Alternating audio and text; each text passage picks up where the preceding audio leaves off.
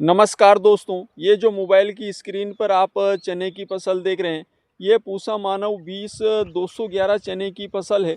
ये चने की फसल आज 90 दिन की अवस्था में है। इस चने की फसल में हमने पंक्ति से पंक्ति की दूरी 16 इंच और अगर बात करें बीज दर की तो 12 किलो पर बीघा के हिसाब से बीज दर इसमें रखी थी और एकड़ के हिसाब से अगर बात करें तो 24 किलो पर एकड़ के हिसाब से इसमें बीज दर थी। ये पूसा मानव 20-211 चने की फसल आज 90 दिन की अवस्था में